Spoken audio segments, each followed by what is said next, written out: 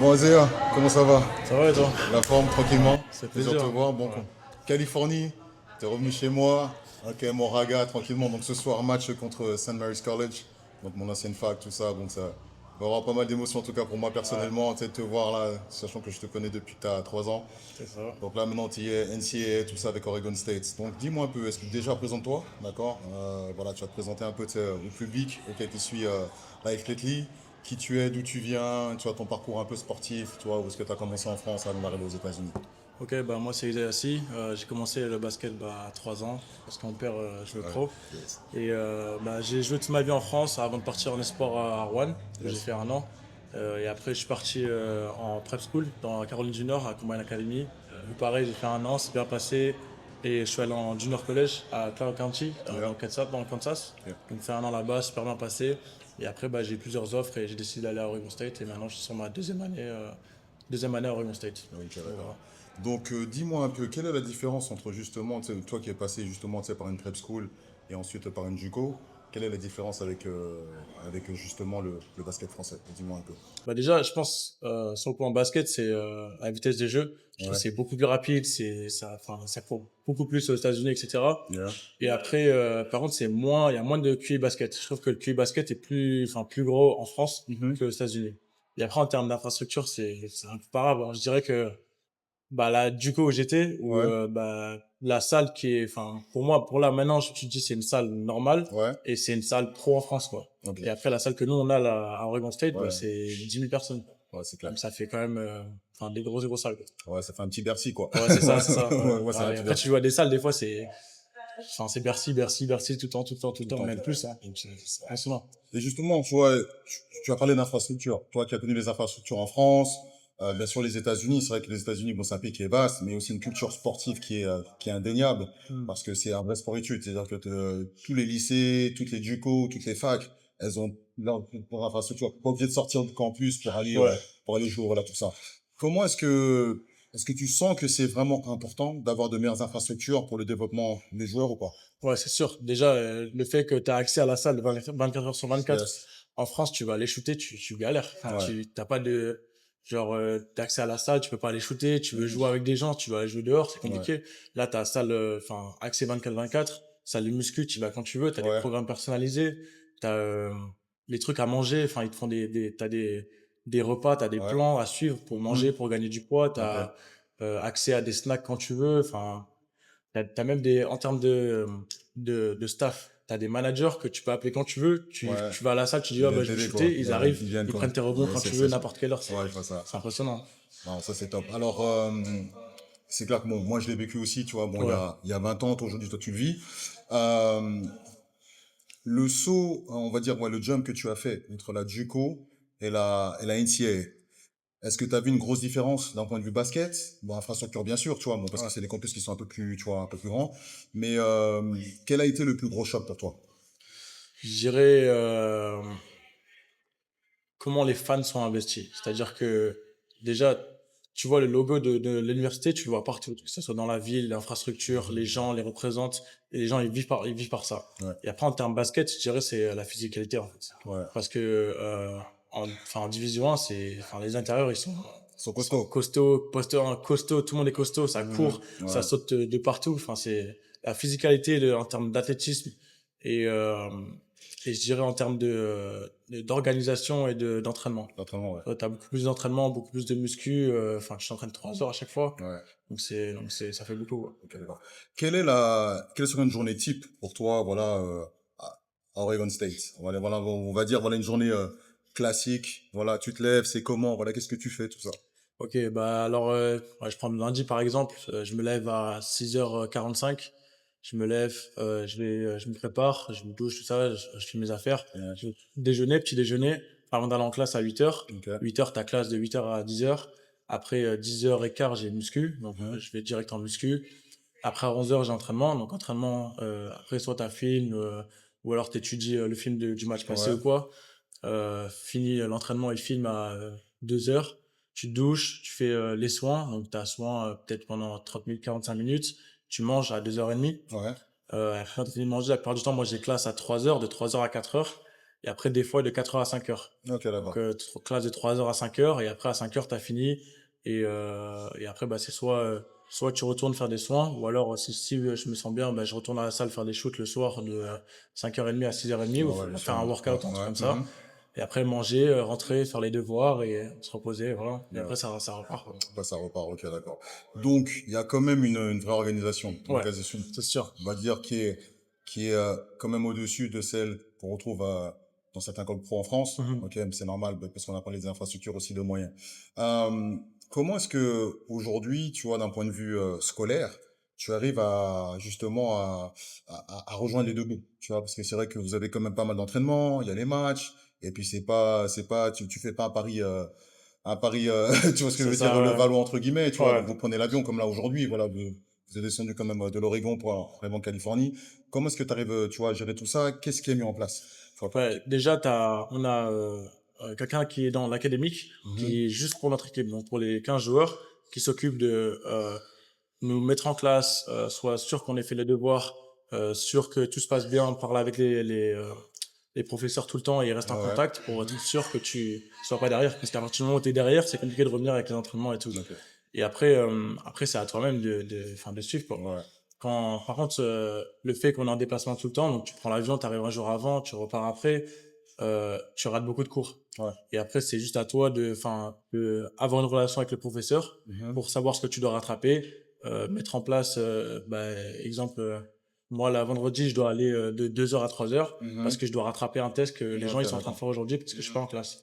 Donc après, c'est juste à toi de t'organiser. Mais après, il y a beaucoup d'aides qui font que c'est plus facile, quoi. Ouais, donc c'est plus facile, c'est vraiment facile en fait de lier, de faire un vrai sport-études, quoi. Ouais, C'est-à-dire de ouais. Non, vraiment, non, de largement pas te prendre facile. la tête, de pas dire, ah là, Nico, ça va être chaud parce qu'on est parti, tout Ouais. ça. Donc, Mais ça, moi, c'est ça la raison pour laquelle je suis parti aux États-Unis en premier. C'est ouais, que je faisais un BTS en France ouais, et je jouais en espoir. Mais le problème, c'est que, enfin, c'est compliqué en fait. ouais, Tu peux pas aller en cours et en fait jouer en espoir et, enfin, c'est impossible. Et ouais. alors qu'ici, enfin, plus facile, quoi. Ouais, c'est Beaucoup plus plus facile. facile. Bon, déjà, d'une, bah, t'as pas cours de 8h à 17h. C'est ça, ouais. Ça, déjà, c'est vrai que ça te laisse C'est ça. l'après-midi off, justement, pour les entraînements, pour prendre du temps pour toi. Bon, faire aussi tes devoirs, bien sûr. Mhm. Les soins, voilà, tout ce qui va avec. Ok, d'accord. Maintenant, on va rentrer dans le vif du sujet. Ouais. Donc là, aujourd'hui, donc, gros match. Ok. Hey, go. Ah, Oh, Kezaya, venez, il est tu là. fais... Il est là, vous voyez, c'est ça. Kezaya, voilà, la French Connection est là. Comment ça va, Kezaya? Ça Bien ou va et quoi? toi? Ça va. Tranquillement, ça fait plaisir de te voir. Ok, ça fait plaisir. Ben écoute, bien sûr, il est toujours là. Je Ça vois que t'as, hein? Ouais, ouais. Hein? Changement. Changement? Bon, on dit quoi? Ok, ça va. Ça va, tranquillement? Bah, tu veux te joindre à nous, quoi? Tu prends une chaise, tu viens avec nous, quoi? Ça vous dérange pas? Ah, vas-y, Ah, viens, vas-y. vas-y. Eh, nous, on est là et c'est comme ça que ça se passe. Vous avez vu, voilà, les gars sont là. Allez, T'as la viens. DJI et tout, Ah, c'est bah, stylé. hein? Eh ben, Lui, bien t'as la sûr. même caméra. Eh Ouais. oui. Allez. On met ça live, comme ça, vous allez voir, voilà que, hein? Voilà. On fait comme en France, c'est du direct. Bon. Voilà. Bon. J'ai la chance, voilà, aujourd'hui, bah, Azea, Kezaya, son meilleur pote. Bon, je vais te laisser te présenter, Kezaya. Bon, ok, pour le public français, bon, tu vois, voilà, sache un peu qui tu es, ton parcours, voilà, qu'est-ce que t'as fait, ouais, voilà, un peu tout ça. Vas-y, live. C'est Bah parti. écoute, rapidement, Kezia Ekissi, 22 ans maintenant. J'ai fait les centres de formation, j'ai fait Fos-sur-Mer et Cholet. Avant ça, j'ai fait Pôle Espoir. Euh, j'ai joué 3 ans à Cholet. Après mes 3 ans à Cholet, je suis parti en JUCO. L'année dernière dans le Texas Awards, c'est bien passé et je me suis fait recruter par Oregon State. Et puis voilà, je suis là maintenant avec le bandit. Même histoire, hein, du coup, Oregon State. Ouais. Même histoire. Non, mais c'est ça qui est bon. Bon, comme je demandais, tu vois, Ezea, bon, on est en train de parler un peu, tu sais, de l'adaptation, tu vois, qu'il a pu avoir justement de prep school à JUCO, tu vois, college. Toi, comment est-ce que tu as fait cette transition, justement? Comment est-ce que, tu vois, de JUCO, enfin, de France, là, sur le State, et après, quand tu étais ici, de JUCO, tu vois, à la D1, comment est-ce que ça s'est passé pour toi? Euh, de la France à la JUCO, ça s'est bien passé.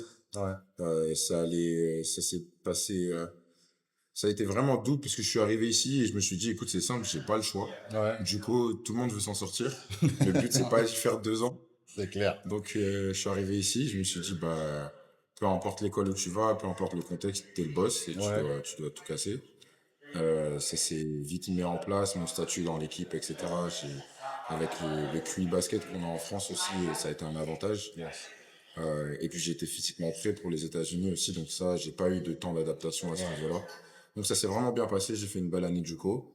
Et là, de la JUCO à la D1, je pense que je suis encore en adaptation. Ouais. Il y a c'est un système qui Time change. out, time out, time out. We got Quit coach. talking about me. How you doing? Good to see you. How's everything? Everything good, good, good, good, good, good. Good to see you. I'll let you guys visit. Yeah. Oh, Yeah, I'm but you sorry. live. No, you Ah, live. yeah, Exactly. yeah, Hey, you gonna be, hey. This is Coach Tinkle. Bonjour. Yeah, there we go. The head coach of Oregon State. We live. Thank you very much for to see you. everything. Sorry for Okay, no No, problem. you're My coach.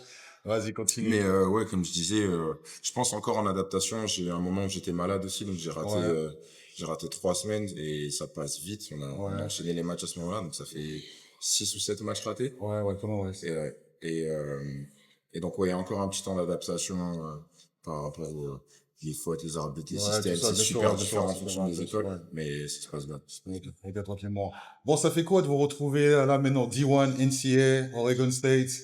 Bon, des objectifs différents individuellement parlant, mais aussi communs, ça fait quoi? Ouais, surtout, voilà, avec son gars sûr. Franchement, c'est un rêve qui devient réalité, puisque tu sais, on joue en France ensemble, Ouais. en U15, U17, Mhm. et tu sais, tu joues ensemble et tu te dis, ouais, bah après on part des chemins différents. Enfin, moi je pars en espoir, lui pareil, il part en espoir, et en fait, après moi je pars aux États-Unis, lui il reste en espoir à Cholet, mais enfin, trophée du futur et tout, il gagne tout. Moi je suis en prep school, je me dis putain et tout, enfin, j'espère on va se retrouver, tu vois, au bout d'un Ouais, moment. bien sûr, bien sûr. Et au final, le fait qu'on se retrouve ici à Oregon State, en division 1, c'est rêve en fait. Non, c'est clair. Ça arrivait vite, en fait. Ouais, Nous, on ouais. pensait se retrouver un jour en pro, tu vois, c'est je sais ça, pas, à ouais. 25 ans. Ouais, tout bien ça. sûr, tout ça, bien sûr. Et au final, c'est fait plus vite que prévu. Et franchement, c'est un bonheur parce que quand les choses, qu'elles aillent bien ou qu'elles aillent pas bien, t'as ton meilleur pote avec toi. C'est ça. Et donc, du coup, tu vois jamais tout noir. Ouais, je vois ce que tu veux dire. T'as toujours... Bah, surtout que vous êtes livré à vous-même. ouais. Il y a pas les parents, bon, même si vous êtes, voilà, aujourd'hui, voilà, vous êtes comme un, il y a la barbe, tout ça, on voit quand même, ça agrandit, tu vois. Non, mais c'est important, c'est vrai que d'avoir son meilleur pote, avec, c'est plus facile. Ça, quand ça va pas, ben, déjà, vous parlez le même langage, vous avez les mêmes repères. On sait que les States, ça reste les States. Des fois, les Canaries, bah, vont dans leur truc de leur côté, voilà, tout ça, on n'a pas le même focus, mais ça, c'est important. On parle beaucoup, ouais, de la NCAA avec tout ce qui s'est passé, ce début de saison, la vague de Français qui est parti, voilà, qui est parti du championnat espoir, qui sont aujourd'hui un peu partout dans NCAA. Est-ce que vous avez trouvé ça normal? C'est la suite logique des choses. Je pense que c'est la suite logique par rapport au comportement qu'on peut avoir les clubs pro par rapport aux jeunes. Maintenant, logique, je sais pas, parce que longtemps les règles, ça a été que si t'es payé en pro, t'es pas censé venir. Exactement. Après, c'est tant mieux s'il y a des opportunités ici pour les jeunes qui sont encore en France.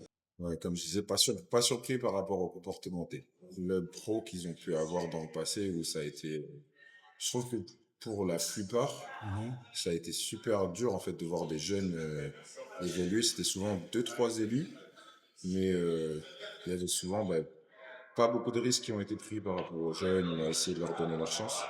Et je pense que forcément, quand tu vois le cadre qu'il y a aux États-Unis, l'école, tu joues devant je sais pas combien de personnes, mais ça, forcément, les infrastructures qui tabassent la France. Ah, c'est clair. En fait, il y a pas de photo dans le sens où tu peux sortir d'ici maintenant avec tous les trucs d'éligibilité qui sont repoussés, etc. Tu peux sortir d'ici à quoi, on va dire 4 ans, avec un diplôme, beaucoup d'argent sur ton compte, et tu auras évolué en collège pendant longtemps. Et puis je pense que le fait qu'il y ait énormément de jeunes qui viennent ici et qui évoluent qui font des bonnes perfs et qui évoluent dans des bonnes conférences aussi, ça va remettre un peu tu vois, les compteurs à zéro dans la tête des coachs en France, dans le sens où avant, un Français qui partait aux États-Unis qui essayait de revenir, il était un peu blacklisté. Je pense que maintenant, on va revoir un peu le jugement par rapport à tout ça. Il y a une valeur ajoutée, il y a Ouais. une valeur ajoutée. C'est vrai que moi, à mon époque, quand je suis parti, tu vois, je suis parti tard. Je suis parti à 20 ans, j'ai fait 2 ans de junior collège, 3 ans de D1. Mais c'est vrai que on me disait, ah Fred, tu pars là-bas tard, tu vas revenir tard, mais tu vas pas faire carrière. Là, je suis revenu à 25 piges, j'ai fait carrière, tu vois ce que je veux dire. Ça m'a empêché, alors que c'est vrai qu'aujourd'hui, la vision elle a changé. C'est-à-dire qu'aujourd'hui, tu peux arriver au States, à 21 ans, t'es freshman. Ouais, ça c'est fou ça. Tu vois, on va pas te regarder comme un an, you're the oldest freshman in America. Donc, c'est vrai que ça a vraiment ouvert. Et puis, le fait qu'il y ait plus, tu vois, cette notion de, ah, t'as été payé. Donc, automatiquement, tu vois, ça va être préjudice. Non, il regarde plus le fait de la formation, tu vois. Puis même, là où en France c'était frustrant, je pense pour beaucoup de Français, c'est que souvent les Français qui étaient dans le club, qui évoluaient et qui même arrivaient en pro, on les gardait, mais du coup, il y avait forcément, tu vois, cette gestion voilà, souvent c'était les meneurs français Ouais. aussi, voilà, beaucoup pass first, etc. Mhm. Par contre, on prenait des Américains qui sortaient d'une université, Ouais. là pour le score, pour la partie, on va dire, fun du jeu. Et, euh, et je trouve que maintenant, ça va changer les choses, parce qu'on a beaucoup de Français qui peuvent scorer, qui le C'est vrai. prouvent aux États-Unis. Yes. Et on a aussi des scoreurs chez les Français, donc ça va pouvoir mettre ça en lumière.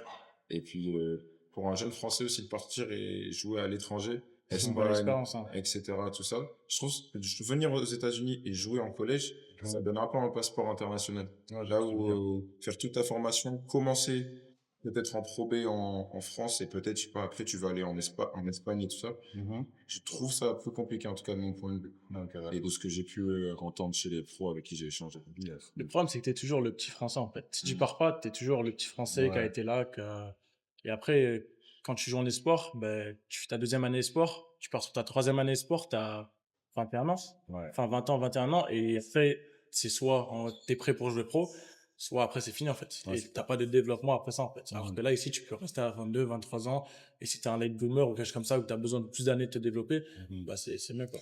C'est ça, late bloomer. Parce Ouais. qu'en vrai, quand tu regardes les prospects qui évoluent fort, fort, fort en France, Ouais. et d'ailleurs, félicitations à eux, en ce moment, c'est incroyable ce qui se passe chez les jeunes, mais c'est des gars qui ont été repérés et dès Direct. 14 ans, ils performaient. Ouais, performe, Ils ouais. étaient bons dès 14 ans et ça a continué comme ça. Donc forcément, tu arrives dans un club qui te met les choses à disposition aussi et qui t'imagine déjà en tant que futur prospect. Mhm. C'est plus simple dans le développement. Bien Après. sûr. Je cherche pas d'excuses non plus, mais Non, c'est clair. Est-ce que tu penses qu'aujourd'hui, est-ce que vous pensez, excusez-moi, qu'aujourd'hui, des joueurs qui sont espoirs, ok, que ce soit espoir Pro B, Pro A, deuxième année, ou des jeunes joueurs qui sont en National 1, ils auraient plus tendance à commencer à regarder ce qui se passe ici, passer par le cursus junior college pour intégrer, bien sûr, après une NCAA, parce que sachant que quand tu passes par la JUCO, ton horloge, toi, d'éligibilité commence à zéro. Est-ce que tu penses que ce serait pas aussi une opportunité, alors qu'il y en a beaucoup aujourd'hui qui espèrent, tu vois, ah, je suis en National 1, je vais trouver une équipe en National 1, voilà, vice-versa. Mais d'un point de vue, je dirais, complet, concrètement parlant, comme tu l'as dit tout à l'heure, tu as ton diplôme, tu es bilingue, tu vois ce que je veux dire, tu joues au basket, tu as le campus, en plus de ça, tu gagnes de l'argent. Est-ce que c'est pas mieux? Pour ceux qui sont en C'est 100 galère. fois mieux. Après, c'est est-ce que tu veux prendre le risque ou pas d'aller en JUCO, ok, tu fais un pas en arrière parce Ouais, que tu aurais pu aller jouer en pro en France, bien sûr. mais ce que ça va t'apporter après ça, tu peux pas comparer.